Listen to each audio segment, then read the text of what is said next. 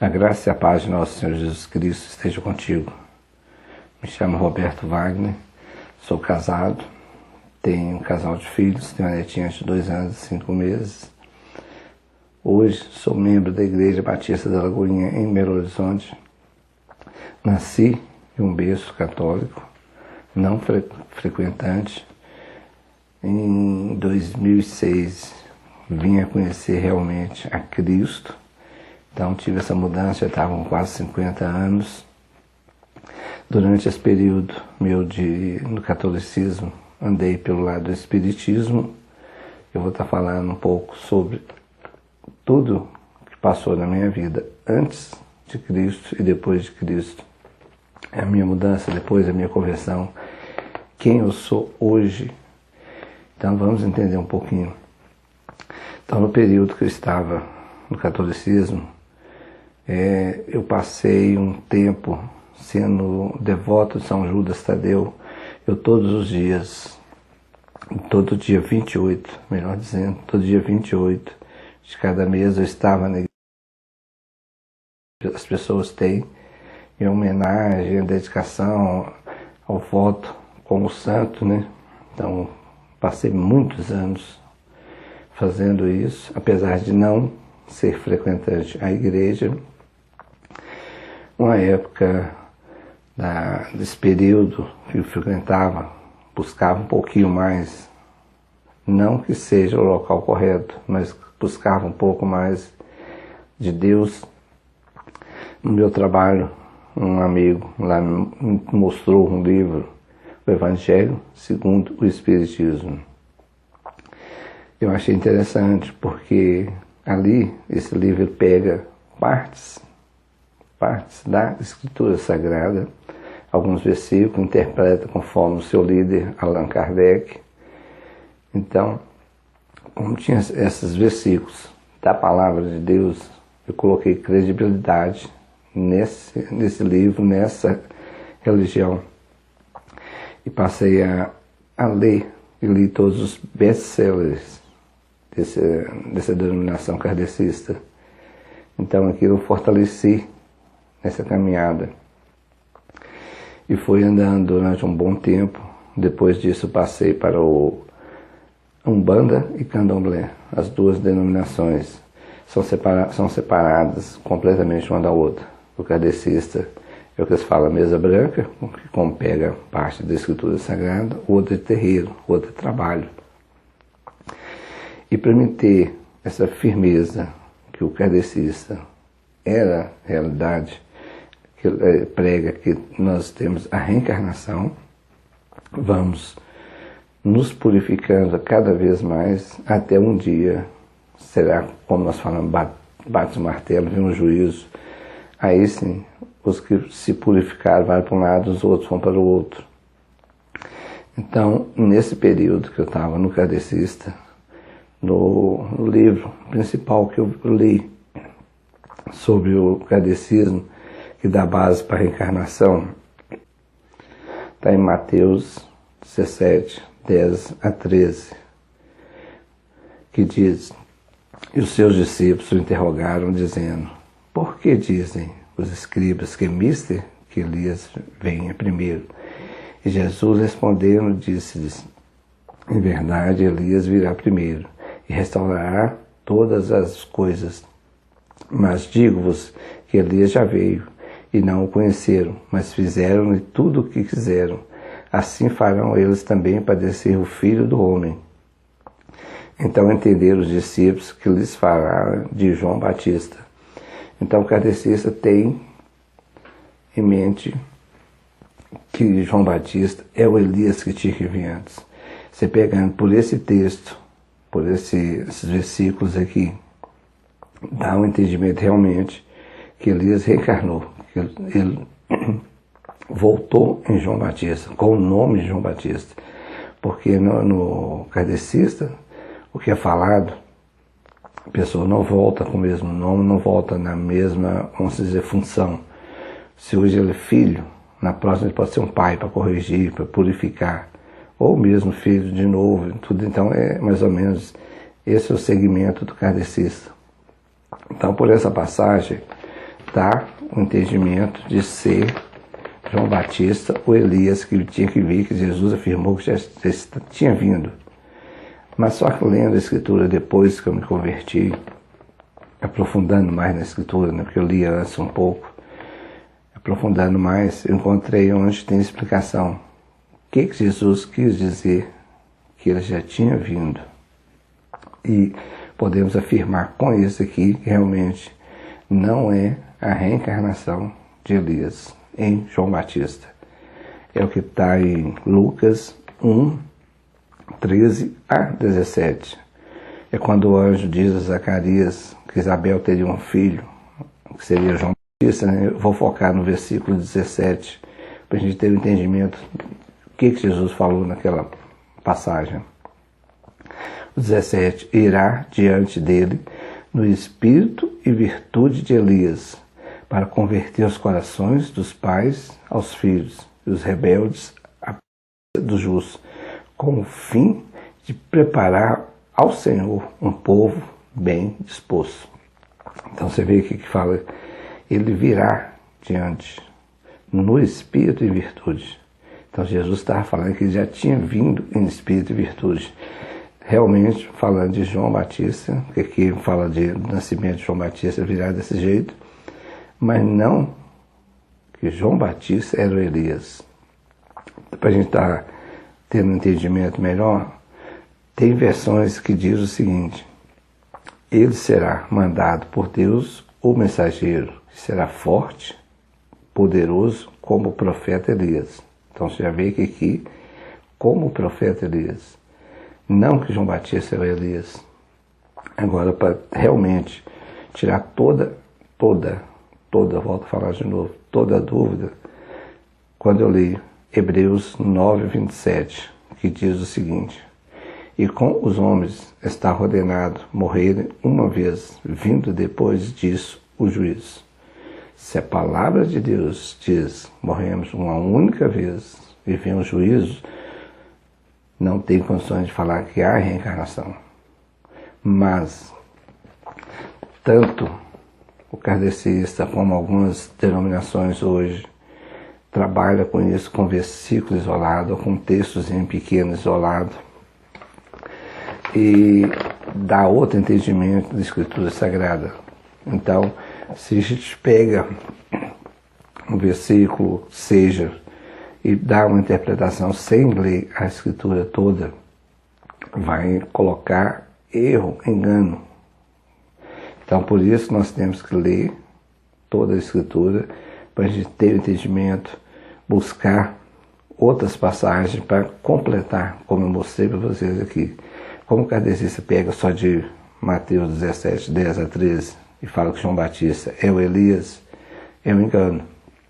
Então tome muito cuidado com isso. Muito cuidado. Busque cada vez mais o entendimento da palavra. Eu pus muito crédito nisso, justamente como eu já falei, porque pegava passagens da Escritura Sagrada. E eu tinha total certeza, mesmo estando neste caminho, que a Escritura, que a palavra de Deus é verdadeira. Então, foi fácil de eu ser enganado nesse período. Foi muito fácil. Então, volto a falar, tome muito cuidado com isso. Muito cuidado. Durante esse tempo que eu estive no Espiritismo, como eu falei, eu fui para Umbanda, Candomblé, trabalhei, não frequentei, trabalhei em centro. O que seria isso? Eu estaria ali servindo as pessoas que vão participar no centro. Eu vi como tinha mais acesso a andar pelo centro. Não que eu participei. Eu vi muitos trabalhos, sacrifício de animais, ali fazendo trabalho para os outros. E fazendo coisas ruins o tempo todo. Tinha acesso à sala de sacrifícios, né? Então a gente via muito isso. Então o centro, principalmente essa área de terreiro, como a gente fala, né? Umbanda, Candomblé, Quimbanda e tantas outras aí, complicado. E durante esse período que eu estive, Mas foi em torno dos 4 anos. Creio que Deus me levou para ter esse preparo, ter esse conhecimento, para hoje eu possa estar fazendo a obra dele nessa área. Creio nisso, porque ele tinha um propósito em cima da minha vida, como teve e me resgatou quando ele quis. Eu tive incorporação numa das sessões, eu não lembro o tempo, calculo mais ou menos, na época eu não olhei a hora, na base de 1 hora mais ou menos. Quando começou a sessão, o pessoal começou a rodar, fazendo em volta, né? Logo no início, eu não lembro de mais nada o que aconteceu. Quando terminou, que eu voltei assim, o centro já estava bem vazio, eu estava da cabeça aos pés, totalmente dormente, formigando o corpo inteiro, e não lembro de nada. Depois que eu me converti, dá um exemplo aqui para vocês verem a diferença de um e outro. Depois que eu me converti, logo em seguida eu fui a um encontro com Deus, que é um final de semana, a gente passa aprendendo um pouco da palavra, está sendo ministrado. A última, que foi no domingo, ia falar sobre o Espírito Santo. Quem é o Espírito Santo, o modo de agir do Espírito Santo, enfim. É um tempo muito bom. Cada uma denominação às vezes põe um nome diferente, mas esse final de semana com Deus, ele é muito bom. Então, na ministração do Espírito Santo, o pastor lançou uma palavra para mim, as pernas bambeou, eu caí, fiquei no chão, acho que uns 5, 6 minutos mais ou menos. Eu só não consegui me mexer, mas estava consciente, sabia tudo que estava passando ao lado, estava ouvindo perfeitamente tudo que o pastor estava falando. Então você vê, onde tem Deus as coisas são diferentes. No Espiritismo, fiz um monte de coisa, não tenho condições de falar nada que foi feito durante esse período, mas eu não sei nada. Para me saber o que eu poderia ter feito, tinha que ter perguntado a alguém o que foi que aconteceu, mas eu não perguntei, então não tem. Então você vê, onde tem Deus, você tem a consciência, você pode não ter a reação, mas você tem a consciência de tudo que está acontecendo. Se eu tivesse feito alguma coisa, eu saberia. E no centro espírita, não sei o que aconteceu. Só peço a Deus não ter feito nada para ninguém e que Ele realmente me perdoe por isso. Durante esse período também, eu fiz fechamento de corpo. Não sei se você sabe o que seria isso, fechamento de corpo. É um ritual que é feito, se faz uma vez, tem que ser feito durante 7 anos. Ele não pode ser quebrado. O fechamento de corpo é para você ter uma proteção durante esse ano, para nada de ruim vir te acontecer. Então, como é feito isso? O Pai de Santo pega uma gilete, marca o corpo da gente em vários lugares, ele determina onde ele quer marcar, fazendo uma pequena cruz e sangra, tá? E sangra. Pouca coisa, mas sangra. Marca, teve pessoa que foi feita até na língua, sinal da cruz, e aquilo é feito durante uma sessão, né, ali, e depois, o ano seguinte, você tem que voltar de novo, fazer, você não pode quebrar, porque senão a maldição é maior, vamos dizer assim, né. Eu fiz uma vez só, depois disso eu abandonei o centro. Vou estar falando aqui agora sobre isso, as consequências que eu tive na minha vida por ter abandonado, mas eu dou glória a Deus por tudo isso. A glória somente a Deus. Porque, como eu costumo falar, eu me comparo a Paulo, mas não chego aos pés de Paulo. O que eu quero dizer com isso? Paulo também fazia as coisas certas para Deus, só que ele foi ensinado errado.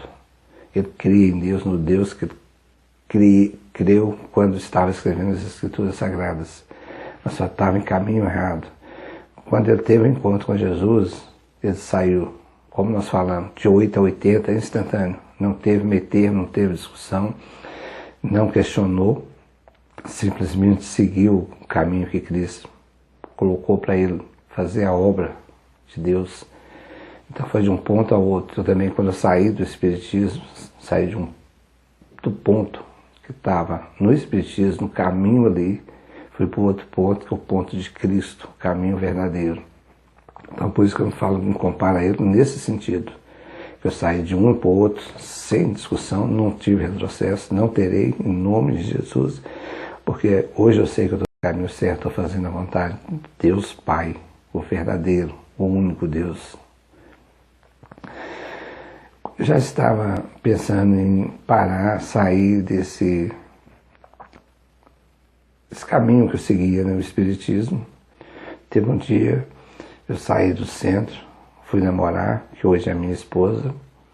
Cheguei na casa dela, sentiu um cheiro forte, não sentiu bem, sentiu até mal um pouco nesse cheiro. Aí ela me deu uma intimação, ou eu, ou o centro. Escolhi a melhor parte. Não precisei falar qual foi a melhor parte. Então eu saí, abandonei o centro. Do nada, dentro de poucos dias, eu recebi uma intimação do diabo, falando que eu tinha que voltar para pedir permissão para sair do centro. Como foi que isso chegou para mim? Minha mãe estava no banco para receber o pagamento dela. Estava lá, ela muito quieta, muito calada, né? Ficava conversando com as pessoas assim. E do nada, uma mulher falou com ela: quando a gente abandona o centro, a gente tem que voltar a pedir permissão para sair. Aí quando ela chegou em casa, ela me falou isso. Falei, é um recado dele, eu sei o que ele queria fazer comigo. Pode até ser, ok? Que se tivesse voltado, hoje não estaria aqui para dar esse testemunho para vocês. Mas também creio, mesmo que eu tivesse voltado, Deus tinha um propósito. Como teve, eu estarei com certeza te dando esse testemunho. Então, eu não voltei. Além disso, para ele foi uma afronta eu não ter voltado para pedir permissão para sair.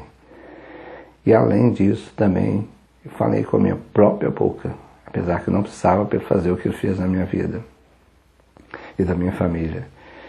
Eu falei com a minha própria boca: faça o que você quiser fazer, mas eu não volto ao centro. Olha, para você ver, isso para qualquer uma pessoa que você falar já é afronta, é para ele que não presta, pior ainda. Aí, como eu costumo dizer, né, para ele deve ter dito, vamos ver se você realmente suporta. E se você não pode me desafiar. Assim, o modo de a gente estar falando, que o que a gente vê no ser humano é isso, quando se faz é isso, né?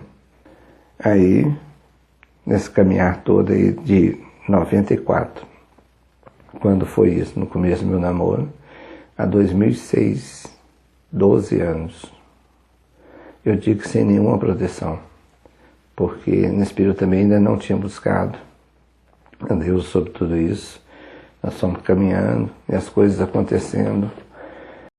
No período dos 12 anos, em 2006, depois do meu casamento, eu mudei 13 vezes. Em 11 anos, mudei 13 vezes, sem nenhuma delas ter morado de aluguel. Nenhuma eu morei de aluguel.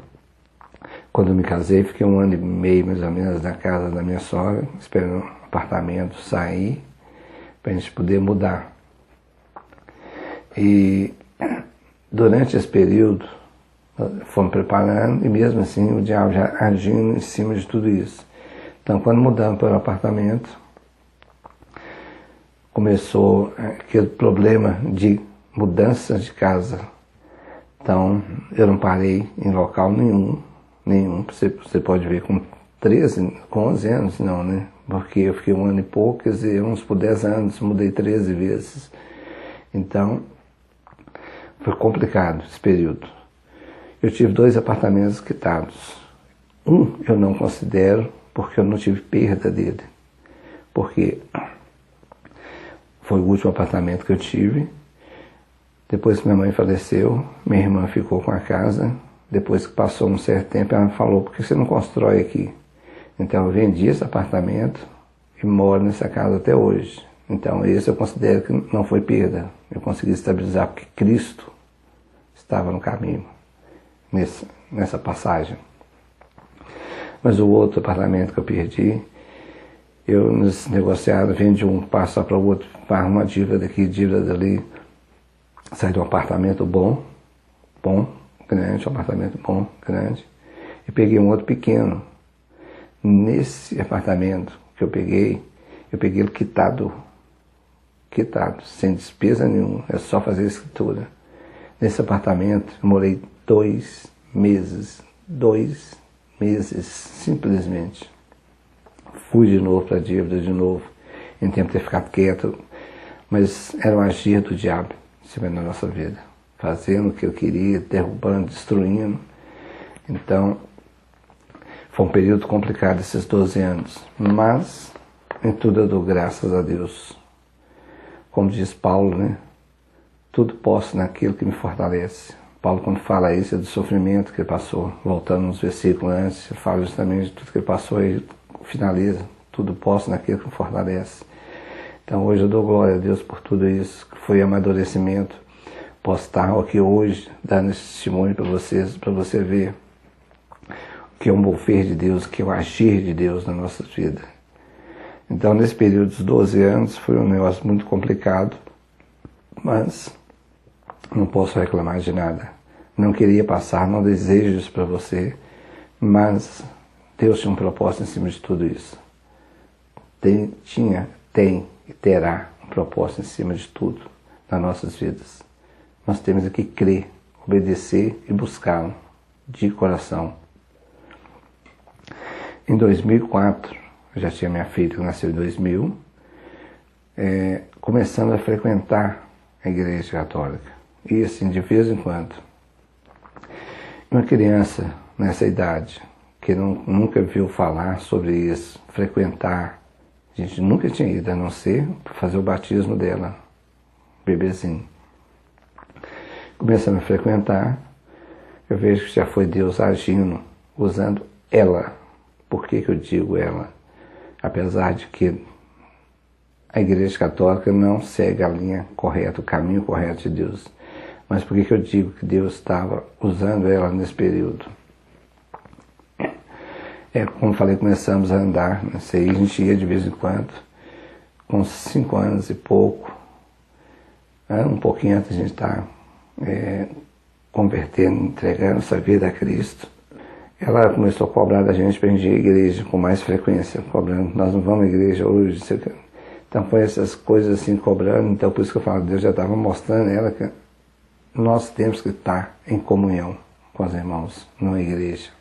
E que eu converti em junho de 2006, eu fiz uma promessa para Deus. Hoje sabemos que é um voto que a gente faz, mas naquela época a palavra que eu usava era essa, uma promessa para Deus. Eu iria ler a palavra dele todos os dias, antes de deitar, antes de dormir, mesmo que seja um único versículo. Eu te digo, não foi fácil, mas eu cumpri tudo isso. Uma linha era difícil, mas como fiz esse voto com Deus, eu falei, eu vou cumprir. Mesmo com dificuldade, eu lia. Então eu li um pouco a palavra de Deus antes da minha conversão. Não só lendo um versículo, li algumas coisas. Na noite do dia 2 para o dia 3, que seria na madrugada do dia 3 de junho de 2006, eu considero como o dia que nós tivemos encontro com Deus. Por que eu digo isso? Em torno de 3 horas da manhã, mais ou menos, minha filha, já não tinha assim 6 anos ainda, minha filha acordou, eu fiz ela dormir, pus ela na cama, daí para frente, até o dia amanhecer, ela dormia no máximo, meia hora. Acordava, ia lá, fazia ela dormir de novo, colocava, dormia rápido, não demorava a dormir não. Dormia logo, acordava de novo, 20, 30 minutos, aí estava acordando de novo.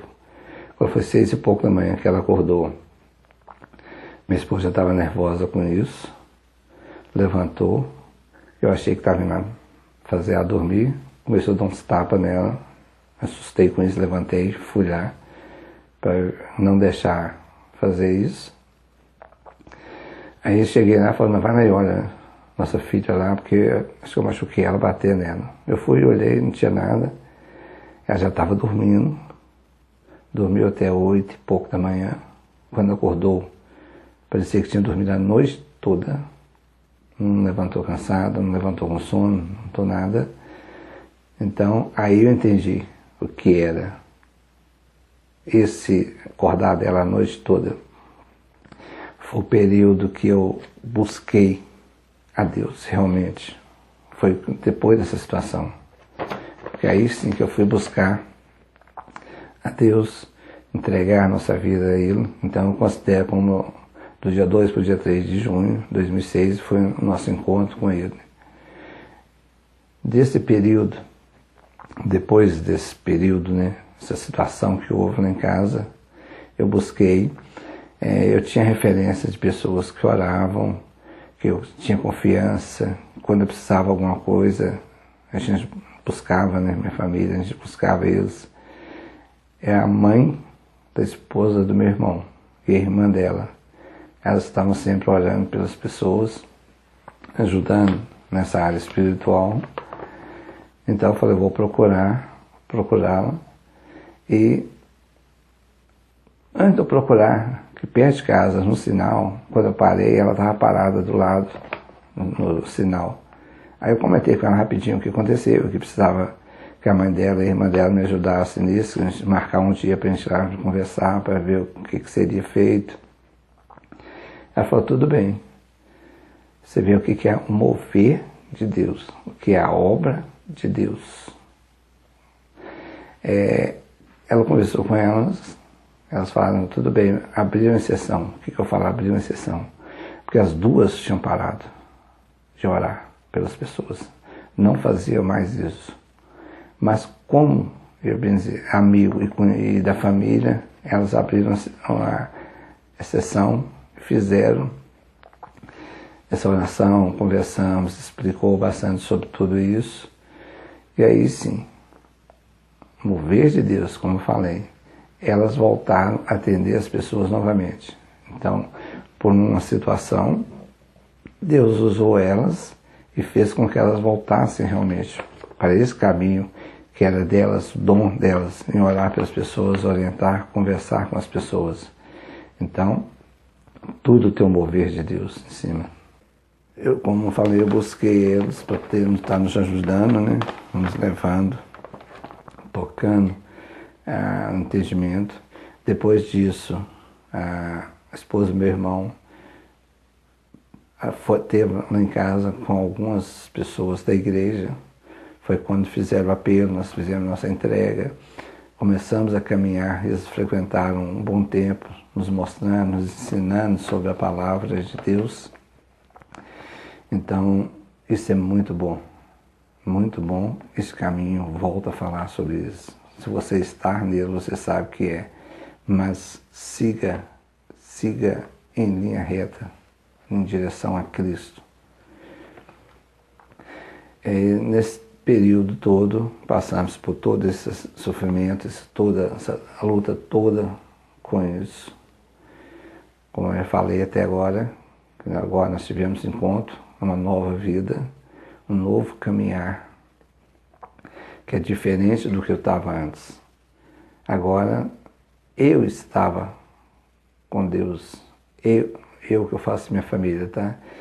Eu estava com Deus, eu estava com Cristo, o Espírito Santo estava em nós. Então, essa é a diferença. Como eu falei, né, do encontro com Deus, que eu tive aquela experiência, conseguia saber tudo que estava em volta, não era como a escuridão que é no Espiritismo. Eu vou estar falando agora um pouco sobre o casamento, o meu casamento. O que o diabo fez no meu casamento. Isso antes da nossa conversão. Porque depois eu vou estar entrando em detalhes, depois da nossa conversão, qual a atitude que nós tomamos. Então deixa eu falar um pouco sobre isso antes de entrar na nova caminhada. O casamento, minha esposa ficou 7 anos no adultério. Foi muita confusão dentro de casa, ela nunca saiu de casa, A não ser uma única vez que ela falou que tínhamos negócio, algumas discussões lá na sexta, no sábado ela falou que ia para casa da mãe dela, não voltava mais. Passou o sábado lá, no domingo à noite ela resolveu voltar para casa novamente. Mas fora disso não, foram 7 anos juntos. Aí dá para imaginar a situação que era dentro de casa. Mas graças a Deus, quando nós tivemos esse encontro com Cristo, tudo foi sanado. Deus nos perdoou, certeza absoluta que Deus a perdoou. Eu a dei a ela o perdão. E eu falo, o perdão é fundamental, tanto para quem dá o perdão, quanto quem recebe o perdão. Então faça, a palavra de Deus mesmo já nos fala que devemos perdoar. Porque se a gente não perdoar, o Pai também não nos perdoa. Então o perdão é fundamental na nossa vida, na nossa caminhada com Cristo. Isso, o perdão, a gente tem que ter realmente e fazer de coração. Porque a gente não consegue esquecer o que passou. Eu não consigo esquecer. Não porque eu não queira esquecer.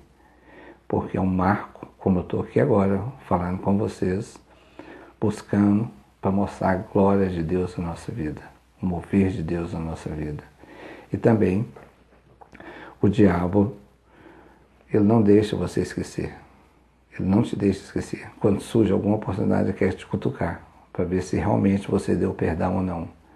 Mas se ele fizer isso, soprar nos seus ouvidos, de um perdão que você já liberou, não preocupe, não mude essa fisionomia, para ele perceber que você está preocupado com isso. Ele conseguiu te tocar. Só diga, já foi perdoado. Já foi perdoado. E pronto, muda, vai continuar a sua vida normal. Uma outra coisa que eu digo sobre isso, no caso, como foi no meu casamento com a minha esposa, eu não posso apontar o dedo para ela. Você também não pode apontar o dedo se você passou, está passando por isso. Porque os dois têm culpa. Os dois. Mesmo que seja 1% meu, 99% do outro. Os dois têm culpa, como eu tive culpa. Então eu posso estar falando com você, com propriedade, para estar falando sobre isso. O que eu quero dizer com isso, que a gente tem a nossa parte. Mas aí você pode me falar, mas não, eu sempre dei amor, sempre fiz o que pude por ele, por ela, mas o excesso pode ser prejudicial. Às vezes esse amor que se deu, o amor é coisa maravilhosa, nós sabemos que o amor de Deus que vem para nós é uma coisa maravilhosa, mas o amor que você estava dando, às vezes estava sufocando essa pessoa. Ela queria outras atitudes de você. E você não fazia, só focava no amor, no amor, no amor. Então isso atrapalha. Como eu falei, às vezes esse é 1% seu de culpa que teve em levar o outro a um adultério, ou outra coisa qualquer. Então não duvide que você tem essa parcela de culpa que seja 1%. Se você está na situação, espero que não esteja, mas se tiver, põe a mão na consciência, como nós falamos, né? E pense, e busque, você verá que realmente você tem essa parcela.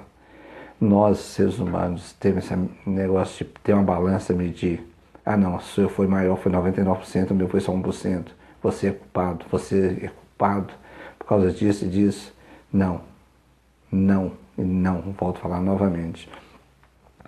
Os dois têm culpa. Não faça essa medida.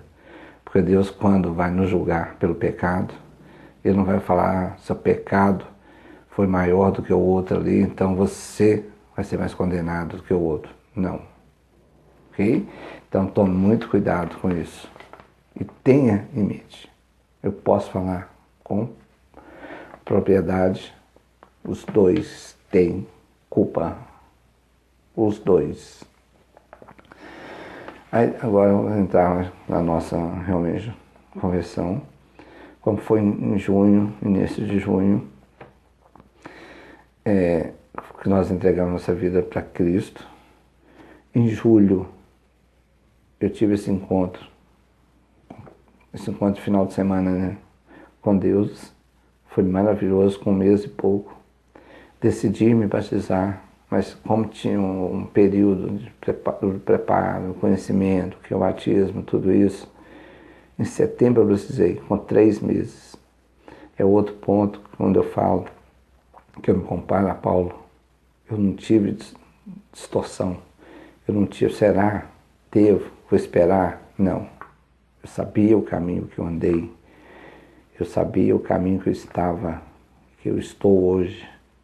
Então não tem esse negócio de ficar desse jeito. Então por isso é mais um dos motivos que eu falo que eu me comparo a Paulo. E um outro negócio também que eu vejo da minha vida com Paulo, só depois de ter convertido, ter lido mais profunda a palavra de Deus.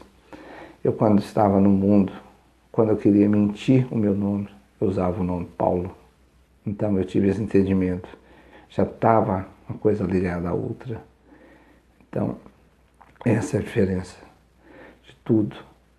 Tenha em mente a seu caminhar, o que você está hoje em Cristo Jesus é o melhor, é o melhor.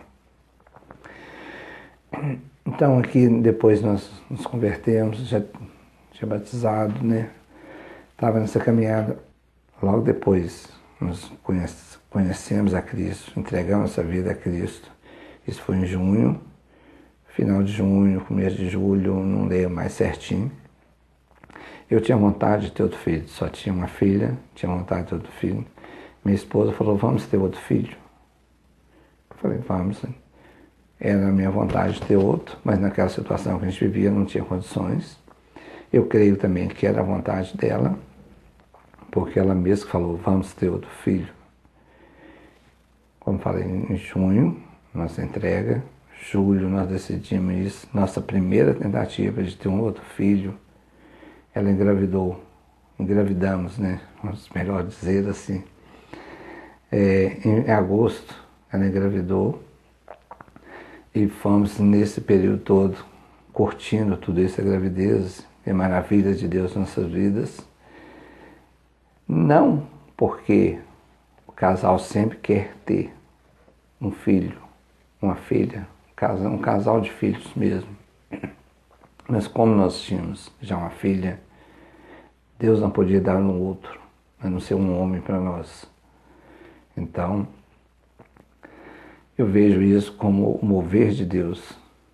E eu falo que esse filho foi a marca da nossa mudança, da nossa conversão. Por isso que eu digo, não poderia ser outro a não ser um menino. Não porque a gente queria ter um casal, foi o mover de Deus. E o outro motivo que eu falo que nós teríamos ter um homem com a gente, um filho com a gente, qual nome nós escolhemos? Isaac, o filho da promessa. Como eu falei, ele foi o marco da nossa mudança, da nossa caminhada, a nossa entrega a Cristo. Então veio o Isaac e o nome não poderia ser outro. Então nós temos ele como a marca. E nós sabemos pela Escritura Sagrada, quando eles faziam uma aliança ali, eles plantavam uma árvore para marcar aquela aliança. E o Isaac é essa marca nossa, da nossa conversão, que foi logo em seguida, ficamos grávidos e tivemos esse filho. A gente não era convertido ainda, deixa eu entrar em detalhe uma coisa aqui. A gente não era convertido. Minha filha, quando nasceu com traços falciformes. Traço falciforme é a má formação dos glóbulos vermelhos. De traço pode ir para anemia falciforme. São duas coisas mais ou menos diferentes. Tem as complicações em cada uma delas. E a minha filha nasceu com isso. Quando passar um período que seria de 6 meses, teria que repetir novamente para ver se ficou com traço ou passou para anemia falciforme, que aí é mais complicado. Da minha filha não teve nada. Quando repetimos o exame, deu negativo. Então, foi o mover de Deus em nossas vidas. Apesar de toda a situação que estava vivendo naquela época, foi o mover de Deus. Eu agradeço a Deus por isso. Agora o Isaac, quando nasceu, teve também traços falciformes. Repetimos o exame depois de 6 meses. Ele manteve o traço falciforme. O que seria isso? Apesar da malformação dos glóbulos vermelhos, o único cuidado que ele tem que ter hoje em dia é se ele for casar, se a esposa dele também tem traço falciforme, que é uma possibilidade muito, muito grande o filho nascer com traço ou anemia falciforme. Fora disso é tranquilo.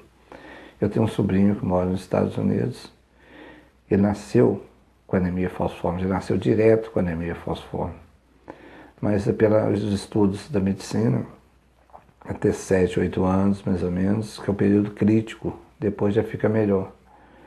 Mas ele continuou com anemia falciforme, mas hoje já vive tranquilo, sem as consequências do dia a dia por causa da anemia falciforme. Meu modo de vestir, vou falar um pouquinho sobre isso. Toda a vida eu gostava do social, mesmo eu faço, mesmo em menino, eu usava camisa por dentro do calção. Então, meu modo de vestir foi o social, nunca fui de jeans, tênis, raramente usei isso, raramente. Não lembro nem quantos anos mais tem que eu não ponho isso. Não gosto, eu gosto do social. Veja aí, essas imagens são artes que eu criei para colocar nas minhas camisas. Em 2010, eu criei essas artes e todas as minhas camisas hoje são com essas marcas, essas logomarcas, vamos dizer assim, né, na minha camisa. Alguma coisa falando de Deus. Isso eu decidi em 2010 e vem até hoje. Eu pouco me importo se as pessoas possam estar falando que isso não fica bonito numa roupa social.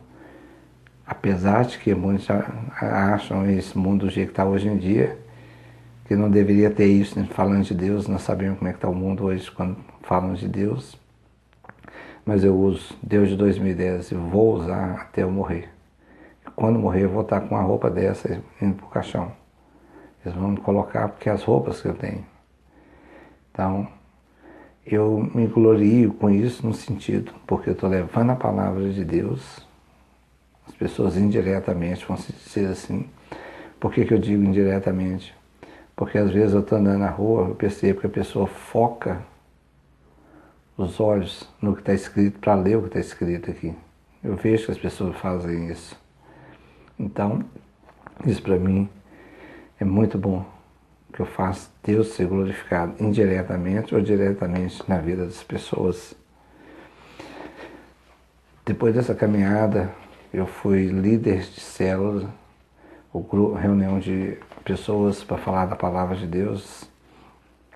Fui supervisor de células, trabalhei nesse ministério, né, coordenando células, orientando, direcionando as células. E vou estar falando de um milagre de Deus na minha vida. Milagre de Deus na minha vida. Eu só tenho a glorificar e agradecer a Deus por tudo. Tudo. Eu tenho problema cardíaco, tenho um incidente na coronária esquerda. Eu vou estar deixando o link aí na descrição do vídeo, ou esse artigo que eu escrevi, para vocês verem melhor. Tem os exames lá, para que possa constatar realmente tudo isso que eu vou estar te falando aqui agora. Em 2004, eu não lembro mais o porquê, eu tive que fazer um cateterismo e deu 40% da coronária esquerda obstruída. Okay? Caminhei, o médico não recomendou nada, fui andando. Em 2013 eu tive que mudar de médico por causa da mudança de plano de saúde. Eu mudei de plano. Aí eu fui para outro médico. Aí eu relatando para ele tudo que eu tinha sobre isso. Ele falou, vamos fazer um novo cateterismo, porque a melhor situação que pode estar te acontecendo é estar do mesmo jeito, se não ter evoluído. Ok, então fomos fazer o cateterismo. Só que esse médico, ele só optou em só consultar. Ele não faz cirurgia, não faz nada, é a opção dele. Aí foi feito, marquei com outro médico, cateterismo. Quando fiz, o médico, ele ficou um pouco assustado com a situação que estava no meu coração. Assustado no sentido, quando constatou, eu estava com 95% da coronária esquerda entupida. 95%, não estava passando bem dizer nada. Eu fui tudo isso do jeito que eu estou aqui agora, conversando com vocês, sem sentir nada, nada. Aí ele apavorou, queria colocar o stent no outro dia, mas tem as burocracias para tudo isso. E aí o hospital ainda demorou 3 dias para me dar o pedido, eu ficando cobrando, correndo atrás, ainda demorou isso. Eu peguei a autorização no mesmo dia, marquei novamente a outra para 8 dias depois. Então, de um para o outro foram 8 dias de espaço.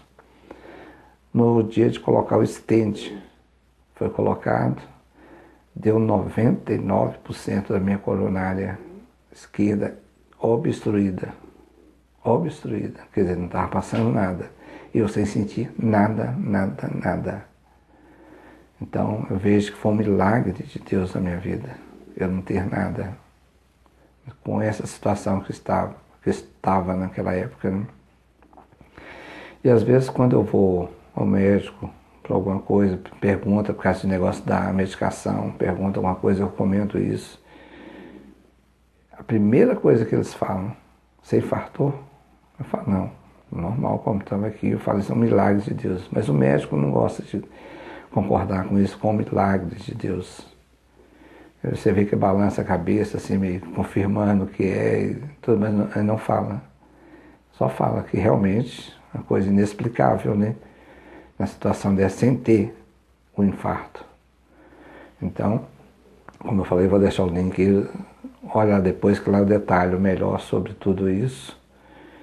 O que foi, os exames estão lá para constatar, então não tem como ser questionado que não estava com isso, a não ser que você queira questionar o médico que fez, né? Falando que teve erro, mas graças a Deus hoje eu vivo bem com isso. Quando foi agora há poucos meses, eu repeti novamente o cateterismo, que já tinha 9 anos, mas graças a Deus está melhor. A obstrução ainda continua, que isso não acaba. Os médicos falam que isso não tem como tirar, está na coronária. Mas como colocou esse stent, abriu a artéria, ali ficou mais larga, deu mais vazão.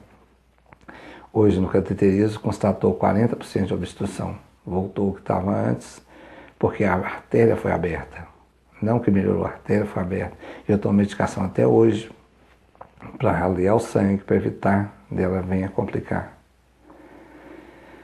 Agora vamos para a obra de Deus em si na minha vida.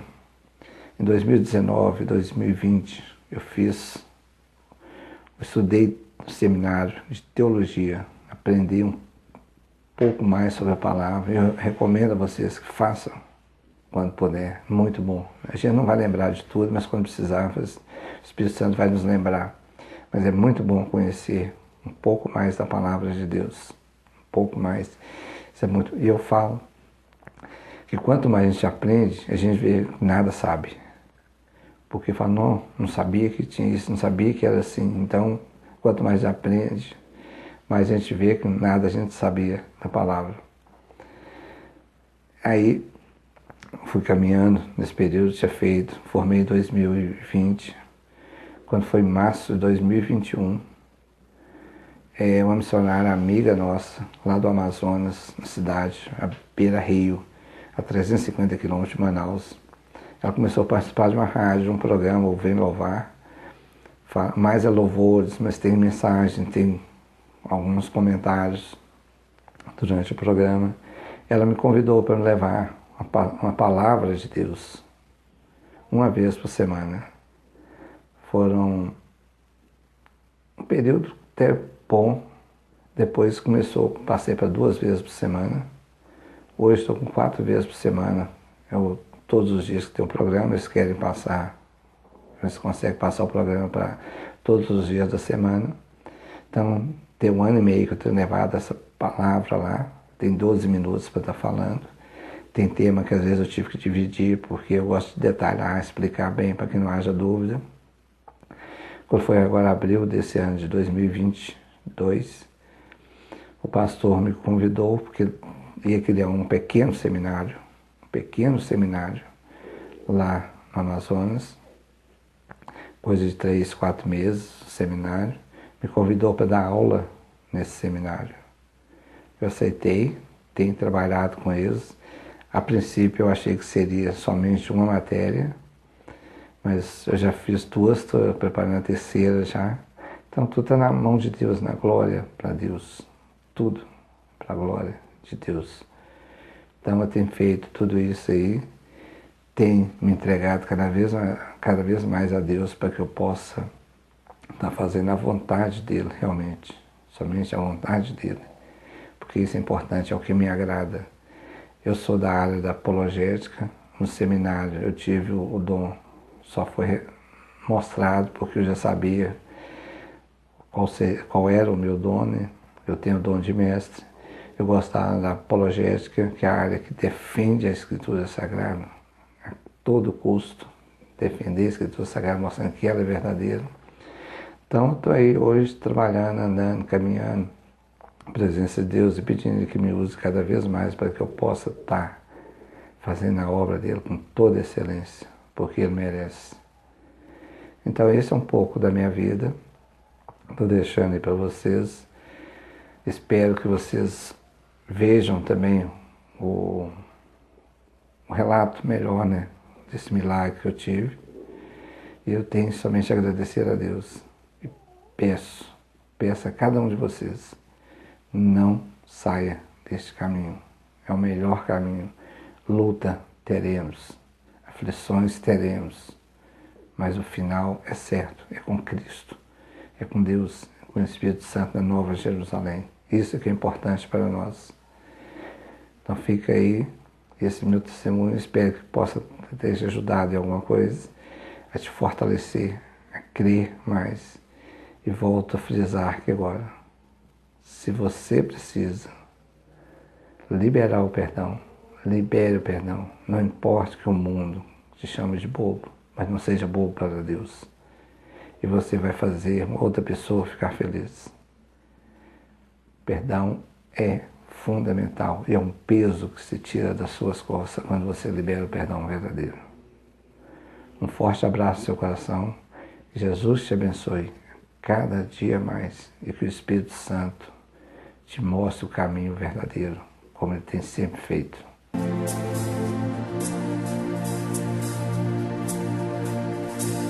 Eu te agradeço, Deus, por se lembrar de mim e pelo teu favor. E o que me faz crescer, eu vivo pela fé e não vacilo. Eu não paro e não desisto. Eu sou de Deus, eu sou de Cristo.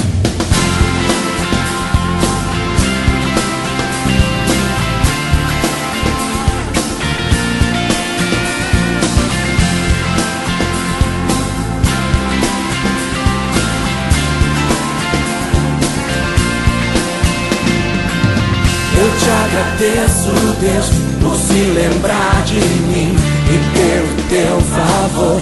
E o que me faz crescer, eu vivo pela fé e não vacilo. Eu não paro, eu não desisto. Eu sou de Deus, eu sou de Cristo.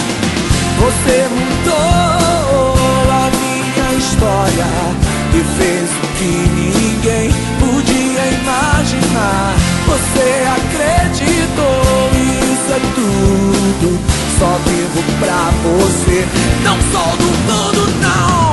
A honra, a glória, a força, o louvor a Deus e o levantar das minhas mãos é pra dizer que te pertenço, Deus. Eu te agradeço, Deus, que no deserto não me deixou morrer e nem desanimar. E como aquela mãe que não desiste, você não se esqueceu. Você existe, você mudou a minha história e fez o que ninguém podia imaginar.